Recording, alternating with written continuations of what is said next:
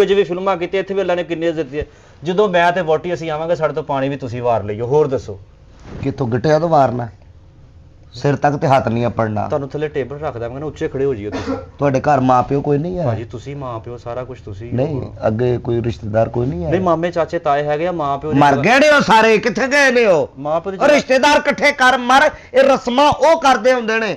ਜਿਹੜਾ ਕੋਈ ਤਾਇਆ ਹੋਏਗਾ, ਜਿਹੜਾ ਕੋਈ ਦਾਦਾ ਨਾਨਾ ਹੋਏਗਾ, ਤੁਹਾਡਾ ਬਜ਼ੁਰਗ ਆਦਮੀ, ਤੁਹਾਡਾ ਪਿਓ ਕਿੱਥੇ ਵੇ? ਸਾਡੇ ਨਾਲੋਂ ਜਿਹਨੇ ਤੈਨੂੰ ਜੰਮਿਆ ਉਹ ਕਿੱਥੇ ਵੇ? ਉਹ ਤਾਂ ਫੌਤ ਹੋ ਗਏ, ਤੁਸੀਂ ਆ। ਤੂੰ ਕਿਉਂ ਨਹੀਂ ਫੌਤ ਹੋਣ ਡਿਆ ਉਹਨਾਂ ਦੇ ਨਾਲ?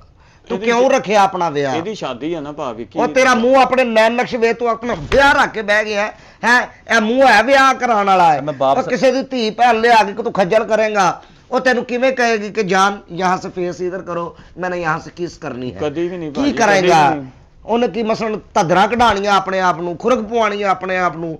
ਓਏ ਇਹਨੂੰ ਜਿਹਦੇ ਨਾਲ ਇਹਦਾ ਵਿਆਹ ਹੋ ਰਿਹਾ ਹੈ ਉਹਨੇ ਇਹਨੂੰ ਵੇਖਿਆ ਚਾਖਿਆ ਵੀ ਇਹ ਜਾਂ ਹਾਂਜੀ ਨਹੀਂ? ਸਰ ਕਹਿੰਦੇ ਆ ਤਸਵੀਰਾਂ ਗੱਲਾਂ ਬਾਤਾਂ ਸਾਰੀਆਂ ਸਾਡਾ ਇੱਕ ਦੂਸਰੇ ਨੂੰ ਗਿਫਟ ਦਿੱਤੇ। ਉਹ ਮੇਰੇ ਤੇ ਮਰਦੀ ਆ, ਮੈਨੂੰ ਕਹਿੰਦੀ ਆ ਕਿ ਜਿੱਦਾਂ ਤੂੰ ਮੈਨੂੰ ਲੱਭਿਆ ਵਾ ਨਾ, ਇਦਾਂ ਲੋਕੀ ਦੇਸੀ ਘਿਓ ਦਾ ਚਿਰਾਗ ਬਾਲ ਕੇ ਔਲਾਦ ਵੀ ਨਹੀਂ ਲੱਭਦੇ ਜਿੱਦਾਂ ਮੈਂ ਤੈਨੂੰ ਲੱਭਿਆ। ਫੋਨ ਤੇ ਗੱਲਾਂ ਕਰਨਾ? ਨਹੀਂ ਭਾਜੀ, ਵੀਡੀਓ ਕਾਲ ਕੀਤੀ? ਹਾਂਜੀ ਭਾਜੀ। ਉਹਦੇ ਤੇ ਉਹ ਲਾਇਆ ਹੋਏਗਾ ਤੁਸੀਂ ਉਹ ਫਿਲਟਰ ਲਾ ਕੇ? origignal ਹਸੀਨ ਚਿਹਰਾ ਗਿਆ ਭਾਜੀ ਉਹਦੇ ਅੱਗੇ।